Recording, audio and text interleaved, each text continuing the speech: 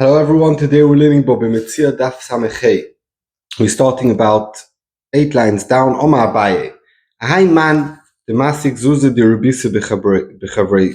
Someone who owes his friend money of ribis. V'ko'oz lichiti arba giri bezuza b'shuka. And the price of chitim, or 4 giri, is a type of measurement for 1 zuz. So let's call it kilos. 4 kilos for 1 zuz in the market. V'yoyev lehiu, and the loiva who owes a malva money, he gives him a little more. He gave him chamisha. He gave him 5 kilos or 5 giri for each zuz that he owes him. He gave him an extra one. Ki mafkina minei, when we take back from the malva to the loiva the money of ribis, like Rav Eliezer who holds ribis tzutzuyoyte b'dayonim, arba mafkina minei. We only take back 4 for each zuz, even though they gave him 5. Hidoch, the 5th one, azulu de komoizel gabe, he gave it to him for a lower price, but it's nothing to do with the ribis. Rava doesn't agree. Rava says chamisha mafkina minei. We take out 5 guri for each zuz. The mikara b'turis ribise also leode. Why did he owe him the money? Because of ribis. And therefore, for each zuz he gave him 5, so it's all considered ribis. So when we take it back, we take back 5 off him. He said Abaye, hi man, the mosik arba zuz de ribis bechavrei. Someone owed his friend 4 zuz of ribis. V'yoyev leglime, and he owed him, so he gave him his coat instead of the money they owed him. V'gavai ki mafkina minei, when we take back from the malva the ribis they took from the loiva, arba mafkina minei, we take 4 zuz, we make him pay back to the loiva. Glima loy mafkina minei, but the glima is nothing to do with it. We don't take the actual coat, we just make sure that the value of the money of the ribis goes back. Rava mano, glima mafkina minei, we take back the cloak. My timing, what's the reason? It's like a takona chazal, ki eichi de loy limru, that people shouldn't say glima de mechase v'koi, that coat that person's wearing, glima de ribisu, it's a coat they got from ribis, even though they paid back the ribis in cash that he took, but he's still wearing the coat of ribis, so we don't want people to say that, and therefore we make him give back the coat to the loiva. Omarova, a high man de mosek tresa zuz de ribise bechavrei. Someone who owes his friend 12 zuz money of ribis to his friend. Now the loiva comes to the malva, he owes him 12 zuz. He said, I'll rent you this property that normally gets rented out for 10. I'll rent it out for you for 12, like I owe you, and then we'll be equals on this loan and I won't owe you anything. Ki mafkina, now when we come to take back the 12 that the malva took beribis, ki mafkina minei, when we take away from the malva and give back to the loiva, tresa mafkina minei, we take back 12, not only 10. The churi only took 10 because the chotz is only worth 10, but he took because he took it at the value of 12, he has to pay 12. The malva could tell the loiva, ki agri ochi, why was I willing to pay 12 for this property that's worth only 10? The avakomishtarshli that I was gaining, I thought I'm making a lot of money from ribis. I don't mind, I'll be nice, I'll pay extra for his property. Now that I have to pay back the money of the ribis, I'll never pay a penny more than the 10 that's the value in the market. That's how much I would pay. Says the Gemara, Mishum de Omalei, the loiva could tell the malva, Sovras v'kiblis, you are accepting to pay 12 for this property, even though it's worth only 10. So it says, if you got 12, now you owe me 12 because that was money of ribis, pay me 12, not only 10. It says a Mishnah, Marbi malaschar ve'in marbi malamecher, that you're allowed to take extra money for rent if you pay me at the end of the month, and if you pay me at the beginning of the month to take less. But on a sale, you're not allowed to do it. Okay, so the Mishnah explains, Iskelois chatzeroi, Reuven rented to Shimon his chotza, v'omaloi, and he told Shimon, if you pay me now, if you pay me now the full amount up front, pay me 10 sloim, and it's yours for a whole year.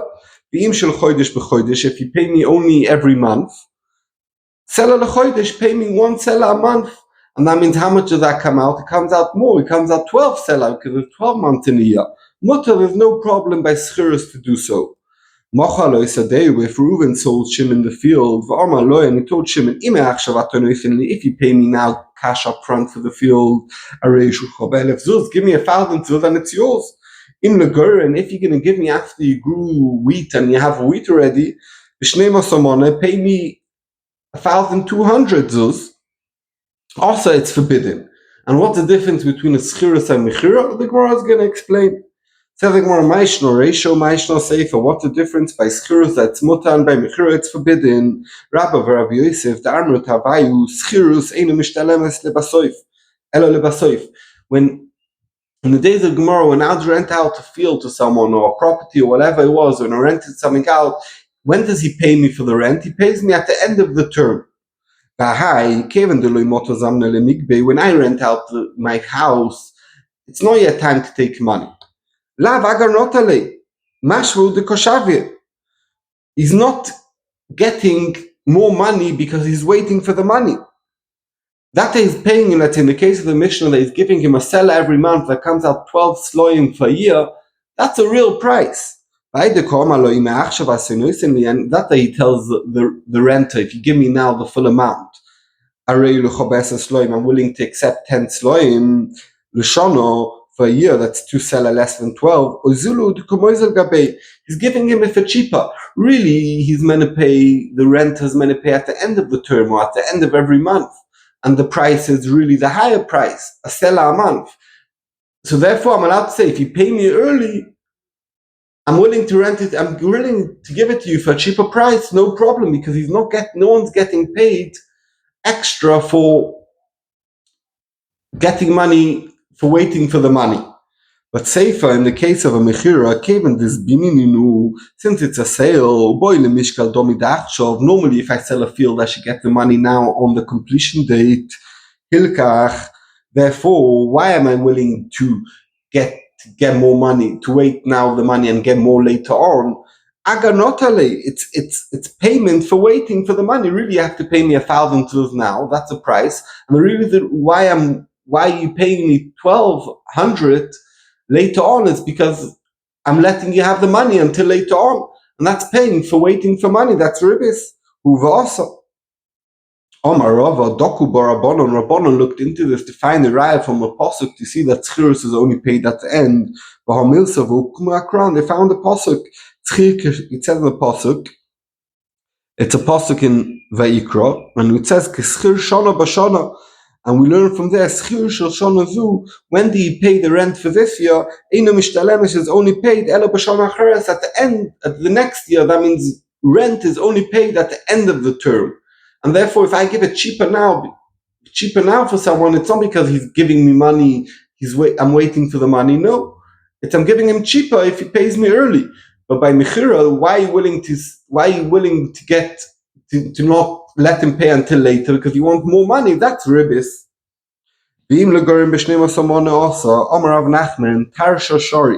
What does tarsha mean?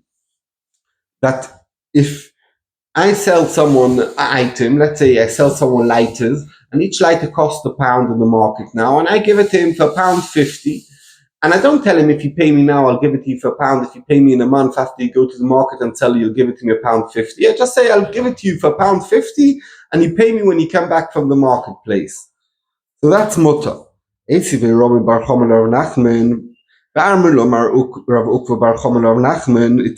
in our Mishnah, it says that by a sale, you're not allowed to give a higher price if you pay me later, because you're meant to pay me now. So also here, when in this parsha, it should also be also. Over there in the Mishnah where it's forbidden, he made it fixed. Here they make it fixed, meaning that in the Mishnah he told him clearly, if you give me now, you pay me 1,000. If you want to pay me by the time when the wheat is ready, you pay me 1,200. Then it's clear he's saying, I'm waiting for the money, and therefore you're paying me more money. Then it's awesome. But over here, we never made the said I'll sell you the lighters for £1 each now, and if you give it to me only after the market, £1.50. I just said what the price is going to be if you give it to me after the market, and therefore it's mutter. Omar Papa. Tarsha Didi, my Tarsha Shori. What was the case? Rav Papa would make a beer out of dates, and Rav Papa wasn't desperate for money. And when he'd make it, it was a cheaper price, and then in Nissan the price was higher. So Rav Papa said, and someone was desperate for beer now, and he didn't have money. So he said, I'll give you the price, I'll pay you later on in Nissan, like the price in Nissan, the higher price. Rav Papa said, it's mutter, my timer, scharoi loy posted, my beer, if it would sit in my warehouse, nothing would happen to it. Zuze loy tzurchina, I don't need the money by me now. Anoldu kavidna milsa, he wants to get the beer ready now, so he should pay me the price I'm willing to sell. I would keep the beer until when the price goes up and sell it then, so he should pay me like the price then. He wants it now, please take it, but I'm not selling now, I'm selling only later, so pay me like the price later. I'm not gaining anything by this deal.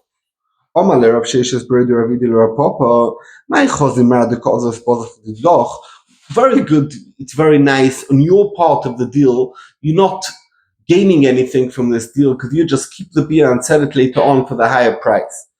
But Zilbosa Didu, maybe look at your customer who's buying it, and on his side it's ribis. Why? If he'd have cash in his hand, he would buy it like the market value now. He'd never come to you and buy this beer for expensive price like later on. If he'd have the cash, he'd go to someone who's selling now for the lower price. Ashtu the Leslie Zuzi now they doesn't have cash in his hand. Shockily, the reason why he's willing to pay the higher price like later on is because he doesn't have the cash. So he says, okay, I'll only have to pay later on. I'll take it now. I'll pay the higher price. That's ribis because he's paying a higher price because he's getting something earlier. Omer of Choma, Tarsha Didi Vadai Shori. My way of Tarsha is for sure mutter. What was his way of Tarsha? What was his deal? He would sell items in the cheap price like he would sell in the high price. So let's say he was sitting in Gateshead where things were cheap, and he would sell the item. Let's say he was talking about watches, like I like to talk about watches, and he would sell the watches like the price in London to someone over here. And the deal was that these people would go to London, sell the watches for more expensive, and then they'd have to pay Rav Choma the higher price like in London. And on the way, if something happened to these watches, it was Rav Choma's achrayas, if something happens to him. And then the people who bought off Rav Choma, when they went to London and sold these watches, they would buy stuff that in London are cheap and here are expensive in Gateshead, and they'd come back to Gateshead and sell it expensive, and then they'd profit onto that, and that was their achrayas, what they bring back. So Rav Choma said that such a tarsha is for sure mutter. My time, and what's the reason? Nichelahu, they are happy, they're happy to pay for these watches a higher price because it's still in my reshus. If something happens to it, it's my responsibility. And the Chol Eicha de Koazli, whenever they go to London, Shavkulu Michse, they don't have to pay the taxes because everyone says, oh, this belongs to the Rab Choma, the Talmud Chacham, we're not going to take taxes. In the market, everyone say no more selling watches, only until Rav Choma's stock is finished, then we could sell other watches because they gave cover to Talmidei Chachamim. So they're happy about that. They gain with that. They get a higher price, and then they buy their own stuff and profit on that when they come back here. Says the Gemara, Ve'ilchasa Rav Choma, like what we just said, that such a case is mutter. Ve'ilchasa Belozo, who said Rubis Ktsutsu Yosef B'dayonim. Ve'ilchasa Rabbi Yanai, Do'omar Mali Hein Mali Dmeim, that if I give money for wheat to be supplied during the year, and when I come during the year and I want the wheat and the guy wants to give me money in the value of the wheat instead, there's no problem. Says the Mishnah,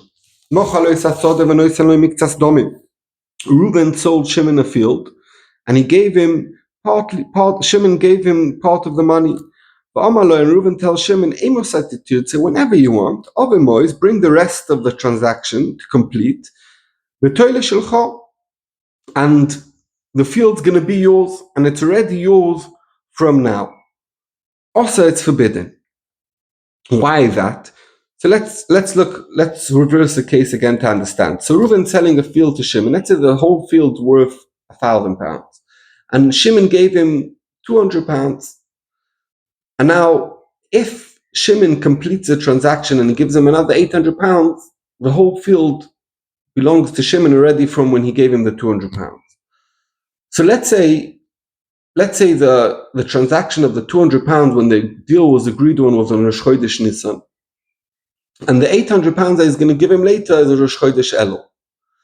So we have a problem over here. Why? Because if Reuven is going to eat Paris, so maybe Shimon's going to pay him in Elul the £800, and really it's Shimon's field already from Nisan. And why was Reuven eating Paris? Because Shimon owes Reuven money, the £800. So that means Reuven was eating Paris because of a halva that he gave to Shimon, and that's ribis. And if we're going to give Shimon to eat the Paris, we also have a problem. What's going to happen? Maybe Shimon will never complete this sale. He'll never come up with that £800, and Reuven will have to give him back the £200 that he got already. So it's as if those £200 were a loan by Reuven, and Shimon was eating Paris all this time, so it's ribis. That's why the Mishnah says it's forbidden. Ilvo al Sodeyu, he took a loan, and he said that the field is going to be a guarantor for the loan. If I don't pay back, if you don't pay me back the loan that I gave you until 3 years, Aryeh, this field's going to become mine instead of the loan. Aryeh, it's mutter to do that, and it becomes his after 3 years if he doesn't pay whatever the deal is. And that's how Beitus Ben Zoinim would do al Pichachomim, would do such deals. And as we learned early on, it's a machlokes who would eat Paris. Would the Loikach eat Paris or the Moicher eat Paris? Said the Gemara, in the ratio of the Mishnah, where the person paid 200 and he owes still 800, Moicher Paris. Who should be eating the Paris? If you do such a deal, we said not the Moicher, not the Loikach, can't eat Paris because we're choishes for ribis. So who should eat Paris in such a case? Rav Huna Omar Moicher Oichel Paris, and soon in a second we're going to see what's the case. Rav Anan Omar Mishal Shemus Paris, you give it to a third party, and then we see if the Loikach completes a deal, so we give the Paris to the Loikach. If the Loikach doesn't complete the deal, and the Moicher gives back to the Loikach the money, the first payment he gives, so we'll give the Paris back to the Moicher. Says the Gemara V'loi Pligi, it's not Machloikis, the one who says Moicher Paris and the Shittu who says Mishal Shemus Paris. Hodoma lechimaisis koni me'achshov. In the case where he said, where Reuven the Moicher sold it to Shimon, he said, when you give me the field, when you give me the money, you'll be koine from then on. So no problem for the Moicher Paris, because there's no problem of ribis. If anything, he's a loiva, he's getting £200 now already before the mecher happened, and so therefore the loiva could have extra. It's not a problem of ribis, and therefore that's a case that we said Moicher Paris is talking in a case where the kinen's onichal when he gives the rest of the money, and in the case where we said that you have to give it to a third person, that's a case like the Mishnah that's talking about where we said that the kinen should be chal now when the first £200 was given over. Tzedek Gemara, Tony Rav Safra beribis de Rav Chia. Rav Safra brought a brisa from the Rav Chia's brises of ribis. Pa'amim, there's a certain case, sheshnei mutarim, both the moicha and the loikach can eat Paris. Pa'amim sheshnei masurim, both the moicha and both the loikach forbidden to eat Paris. Pa'amim shamoicha mutar v'loikach also. Sometimes the moicha is allowed to eat Paris, but the loikach is not allowed to eat Paris. Pa'amim shaloikach mutar moicha also, and sometimes the opposite, the loikach is allowed to eat Paris, and the moicha is not allowed to eat Paris. So all cases are possible. Oni Rava Basrei, so Rava answered, so Rav Safra never explained what the cases are, so Rava straight away said, I'll explain you the cases. Pa'amim sheshnei mutarim, what's the case that they're both allowed to eat Paris? The Omalei Koni Kishir Zuzoch, that when Shimon gave Reuven the £200, the agreement was that £200 of the field become Shimon's already, and the rest is still Reuven's, and therefore we both could eat Paris. Shimon could eat the £200 part of the field, and Reuven could eat the £800 part of the field, and there's no ribis. What's the case that they're both forbidden? When you give me the rest, you'll be cleaning the whole field from now. That's a classic case of the Mishnah that we said that they both can't eat pears, and the only solution is to give it to a third party to hold the pears until we see what happens.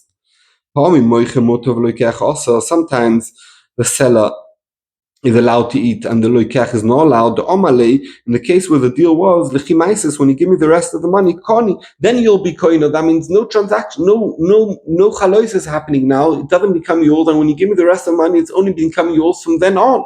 So therefore, until then on, it belongs to the moicha. Therefore, the moicha is allowed to eat peris until you get the rest of the money. Also, what's the case that the loikach is allowed to eat fruit and the moicha is not allowed? The omalei koni me'achshel. He said, listen, you gave me 200 pounds out of 1,000 pounds. The whole field's yours. The zuzi, the other 800 pounds that you owe me, lehave alvagaboch, it should be a loan. You owe me 800 pounds, nothing to do with the field. The deal is a done deal on the whole field. And therefore, the field belongs to the loikeach, and therefore, he's allowed to eat peris. But if the moiche eats peris, why is the moiche eating peris? Because of the loan of the 800. That's forbidden, that's ribis, and that's why the moiche is not allowed to eat peris, and that's how we understand this price of Tani de Berabchia and how all the cases are possible. Man Tana Shnei Masurim, says the Gemara, who is the one in the Bryce who said that they're both not allowed to eat these peris, or like in our Mishnah, Omar of Huna Breder of Yeshua, the Loik Rabbi Yehuda, it doesn't fit in like Rabbi Yehuda, it's like the Shittu argues on Rabbi Yehuda. The Rabbi Yehuda, if it would go like Rabbi Yehuda, Omar, he said, Tzad Echad Beribis Muta. Then in a case where it's not for sure ribis, only depends if one thing happens, but if something else happens, there's no ribis. He says there's no problem. So in our case, in our Mishnah, there shouldn't be any problem, because when Shimon gave 200, and even though that we said that he'll be koine from now when he gives the 800, the moiche could eat peris, because maybe he'll never finish a transaction, and alatzad that Shimon will never pay the 800 pounds, so it's as if he just lent Reuven 200 pounds, and Reuven's eating peris. What's the problem? There's no ribis. It's only one option. The other option, it is ribis. Rav Yehuda holds when it's only one option, the other option is no ribis, it's mutter. So we could see that's not like Rabbi Yehuda. Mishkin loy sode, he gave him a house or field as a guarantor of Omaloi, and he told the loiva, so let's say the house was worth 1,000 pounds, or the field was worth 1,000 pounds, and the loan was 500 pounds, and this house and this field is a guarantor that if he doesn't pay back the loan, he could take the house or the field. And he told him, the Malva told the loiva, if you ever want to sell this, I'm the first one to buy it, and I'm going to add you another 100 pounds, and it's going to be mine. Also, it's forbidden. Why? Because why is he willing to sell it to him for cheap, for 600 pounds? Because he lent him money. That's forbidden. If the agreement is that if the loiva wants to sell it, he has a first right, and he's going to sell it for the full value of it, mutter, it's no problem.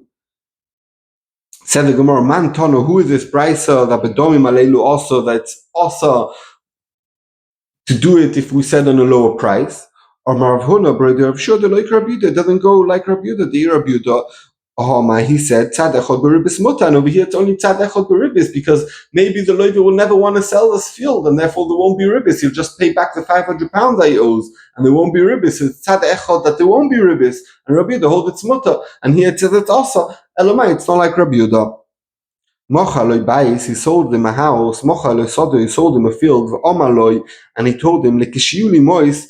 The seller told the buyer, when I'll have money, I'm selling you. I'm desperate for money, but when I have money, achzirimli. Give them back to me. When I have money, sell it back to me. Also, it's forbidden. If the buyer told the seller, if you ever get money, I'll give you back the field. You can buy it back off me. Mutter. That's mutter.